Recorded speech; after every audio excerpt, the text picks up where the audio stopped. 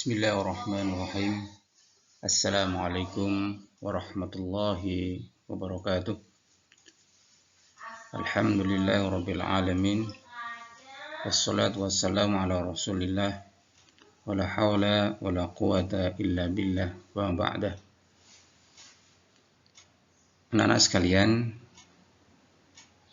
yang dimuliakan Allah Subhanahu wa taala, alhamdulillah pada kesempatan hari ini Ustadz bisa bertemu kembali dengan kalian semuanya, meskipun bukan bertemu secara fisik, namun bertemu melalui pembelajaran virtual, namun tetap hati Ustadz senantiasa merindukan kalian agar bisa hadir bertemu di husnul khotimah secara fisik, sehingga kita bisa lebih maksimal dalam melaksanakan proses belajar mengajar insya Allah.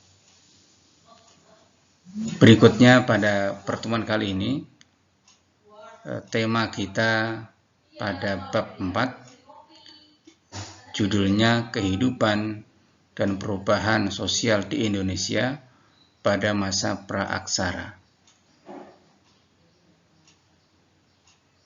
Apa itu masa praaksara?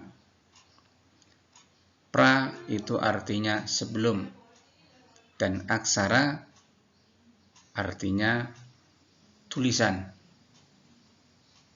Jadi masa praaksara adalah masa di mana manusia pada saat itu belum mengenal tulisan. Nah, bagaimana kehidupan mereka pada masa praaksara? Dan bagaimana perubahan kehidupan sosial mereka pada masa praaksara, maka insya Allah akan kita bahas khusus untuk di bab 4 ini. Mudah-mudahan kita bisa mengenal, memahami seperti apa kehidupan dan perubahan sosial masyarakat di Indonesia pada masa praaksara tersebut.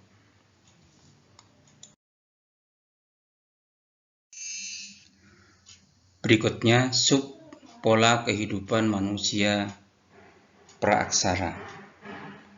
Untuk membahas sub ini, maka ada beberapa pertanyaan yang untuk kita pahami dan kita jelaskan bagaimana kehidupan sosial ekonomi manusia pada masa praaksara. Bagaimana cara mereka bertempat tinggal, peralatan apa yang digunakan dalam aktivitas kehidupan mereka. Nah, dari pertanyaan tersebut, maka pada pola kehidupan manusia praaksara ini, itu dikelompokkan menjadi 2. Pertama, masa berburu dan meramu, dan kedua, masa bermukim dan bercocok tanam.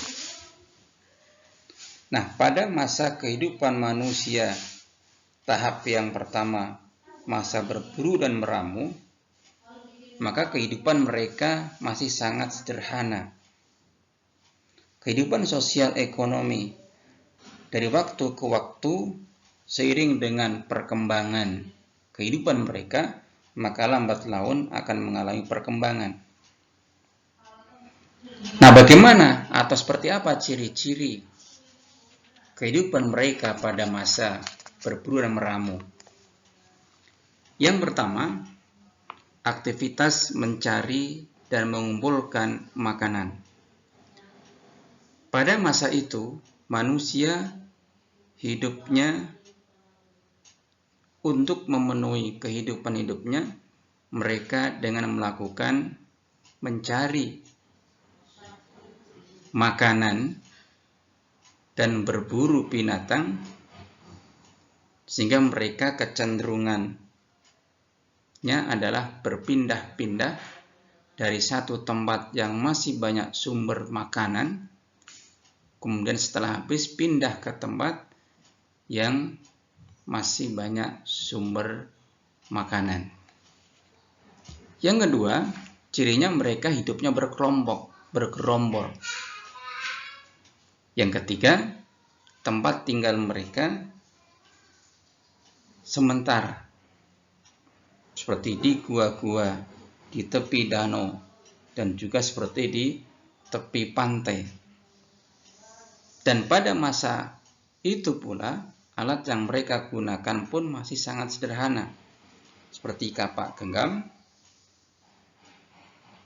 kemudian alat-alat serpih, alat-alat dari tulang, dan alat-alat yang terbuat dari kayu.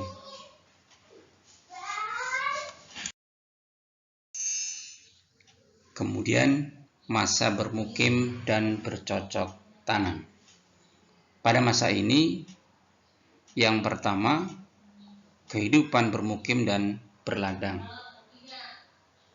Pada masa bermukim ini manusia mulai memiliki tempat tinggal menetap, dan jenis tempat tinggal mereka pun masih sangat sederhana. Mereka bermukim dan kemudian mereka mulai melakukan cocok tanam dengan berbagai macam jenis tanaman yang bisa menghasilkan bahan makanan. Mereka melakukan kegiatan berladang. Untuk mengembangkan kegiatan berladang, manusia saat itu membuka ladang-ladang baru yang pada awalnya mereka menebang atau membakar pohon-pohon dan semak belukar di hutan sekitarnya, sehingga terciptalah ladang-ladang baru yang siap untuk ditanami. Kemudian juga kehidupan bercocok tanam di pesawahan.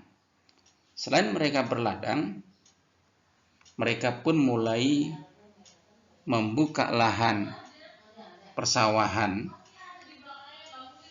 dan berbagai macam jenis yang mereka tanam pada masa itu, seperti jenis ubi, keladi, sukun, dan pisang, juga berbagai jenis buah-buahan seperti durian, rambutan, duku, salak, dan kelapa. Sistem pertanian pada saat itu mereka membuatnya dengan pematang untuk menahan air, sedangkan di daerah pegunungan mereka buat dengan sistem berundak yang dilengkapi dengan saluran air. Dan alat yang mereka gunakan pada masa bercocok tanam, berladang, dan juga membuka persawahan itu pun masih sederhana, yaitu berupa jenis kapak, yaitu kapak persegi dan kapak lonjong. Selanjutnya, perkembangan kebudayaan masa praaksara. Pada perkembangan kebudayaan masa praaksara ini, yang pertama ada kebudayaan Paleolitikum. Yang pertama, untuk itu pertemuan kita pada hari ini alhamdulillah sudah selesai, dan Ustadz sampaikan terima kasih kepada kalian. Mudah-mudahan Allah senantiasa menjaga kita, berikan kemudahan dan terhindar dari virus wabah corona ini, sehingga cepat kita akan bisa belajar secara tatap muka di pesan husnul khotimah. Untuk itu, mari kita tutup pertemuan kita pada hari ini dengan membaca hamdalah alhamdulillahirabbil alamin dan membaca doa kafaratul majlis. Subhanakallahumma wa bihamdika asyhadu an la ilaha illa anta astaghfiruka wa atubu ilaik. Dan terima kasih dari Ustadz. Assalamualaikum warahmatullahi wabarakatuh.